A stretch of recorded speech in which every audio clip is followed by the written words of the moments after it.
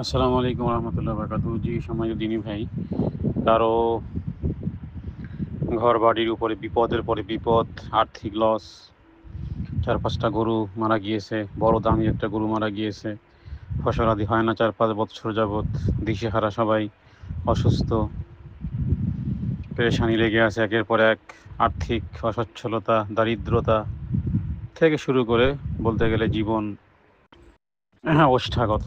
তো এই পরিস্থিতিতে কি আসলে এটা কি আল্লাহর আযাব নাকি আল্লাহর পরীক্ষা বা করণীয় কি ইত্যাদি বিষয় জানতে চেয়েছেন। আল জবাব বিল্লাহি তৌফিক, আল্লাহুল মুস্তাআন। প্রথমত আমরা তার জন্য দোয়া করি, আল্লাহ এই বিপদে তাকে ধৈর্য ধারণ করার তৌফিক দান করুক, বেশি করে ইস্তেগফার পাঠ করার তৌফিক দান করুক। আল্লাহ তাআলা এই বিপদ আপদের মাধ্যমে আল্লাহ যেন তাদেরকে বিপদ কাটিয়ে ওঠা এবং যাবতীয় আর্থিক অসচ্ছলতা, দারিদ্রতা ইত্যাদি যেন রিকভার করে দুনিয়াও সুন্দর করেন, পরকালও সুন্দর করেন। এবার আসি আমরা বিষয় জানার জন্য। সেটা হলো যে প্রথমত তাদের আমলের দিকে নজর দিতে হবে, সালাদ যেন কখনো মিস না হয়, হালাল হারামের পাঁচ বিচার যেন করা হয়, হারাম যেন ভক্ষণ না করা হয়, ইত্যাদি যে সমস্ত শরীয়তের লঙ্ঘনীয় কাজগুলো থেকে তাদেরকে দূরে রাখতে হবে। এবার এটা কি বিপদ নাকি এটা কি আযাব গজব নাকি পরীক্ষা, এ দুটি প্রশ্ন থেকে যায়, যে এটা কি আল্লাহর পক্ষ থেকে আযাব গজব নাকি পরীক্ষা। হ্যাঁ, এক্ষেত্রে খুব ভালো করে খেয়াল করতে হবে যে যদি এটাকে আযাব এবং গজবও এসে যায়, ধরলাম পরীক্ষা তো পরীক্ষাই, তার একটা ফলাফল আছে, যদি এটা আযাবও বা গজবেরও বহিঃপ্রকাশ বা আল্লাহর পক্ষ থেকেও এসে যায়, সেটাকে দুনিয়ার জীবদ্দশায় ডাইভার্ট করা যায়, পরিবর্তন করা যায়। বিভিন্ন মেশিনে যেমন বিভিন্ন জিনিস একদিক থেকে প্রবেশ করে আর এক দিক থেকে আর এক কিছু বের হয়ে আসে, এরকমের যদি এটা আযাবও গজবও অথবা নিজেদের পাপের ফসলও হয়, যেভাবে আল্লাহ বলেছেন যাহারাল ফাসাদু ফিল বাররি ওয়াল বাহরি বিমা কাসাবাত আইদিন নাস, জল এবং স্থলে যে বিপদ এবং বিপর্যয়গুলো হাতের কামাই, ধরলাম 100% যেটা হাতের কামাই, হাতের কামাই এই বিপদ এবং আযাব, এই গজব ইত্যাদিকেও পরিবর্তন করা যায় যদি কোনো ব্যক্তি এই সমস্ত বিপদ আপদে পড়ে আর যদি রবের দিকে ফিরে আসে। রবের দিকে ফিরে আসে বহু ঘটনা কোরআন হাদিসে পাওয়া যায়, যে পুরো জাতি অশ্লীলতায়, অসভ্যতায়, বেহায়াপনায়, বেলাল্লাপনায়, অবাধ্যতায়, নবীদের সাথে বিরোধিতায় লিপ্ত হয়েছে। যখন আযাব এসে গেছে, সাথে সাথে তারা তওবা ইস্তেগফার করেছে ইউনূস আলাইহিস সালামের ঘটনার এবং তার জাতির সাথে আল্লাহ তাআলা পরিবর্তন করে দিয়েছে। তো প্রথমত আমরা ধরে নিলাম যে এটা আমাদের পাপের ফসল, এটা আল্লাহর পক্ষ থেকে আযাব, এটা আল্লাহর পক্ষ থেকে গজব, এটা আমাদের হাতের কামাই ইত্যাদি। তো সেটাকেও কমপ্লিটলি ডাইভার্ট করা যায়, পরিবর্তন করা যায়, পরিবর্ধন করা যায় কীভাবে?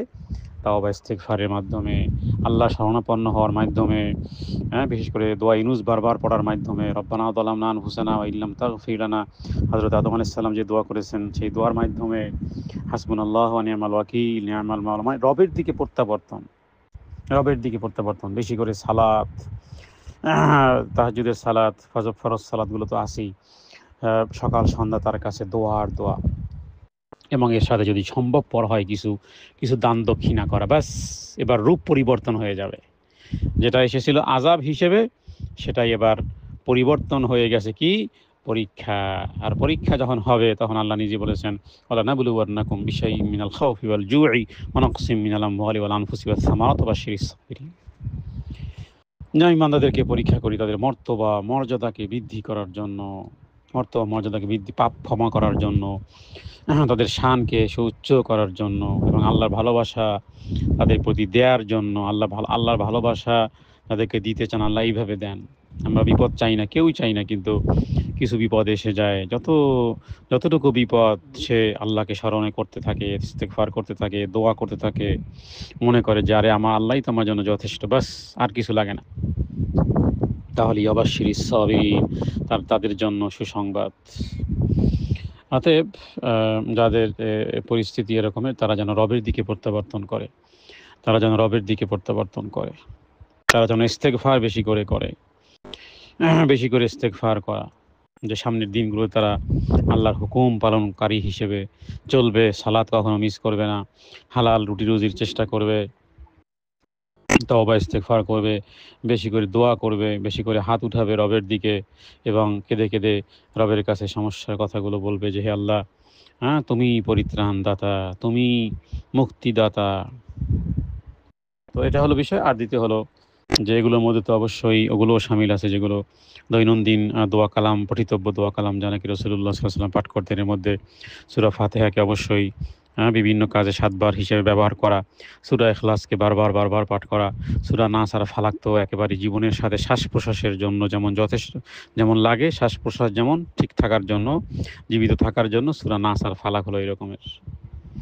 নিজেকে দম করবে, ইত্যাদি। এর মাধ্যমে ঝাড়ফুঁক হবে, এর মধ্যে বদনজর কাটবে, এর মধ্যে শয়তানের শয়তানি কাটবে, এর মধ্যে মানুষ শয়তান থেকে হেফাজত থাকবে, এর মাধ্যমে জিন শয়তান থেকে হেফাজত থাকবে, এর মধ্যে হিংসুক থেকে তারা বাঁচবে।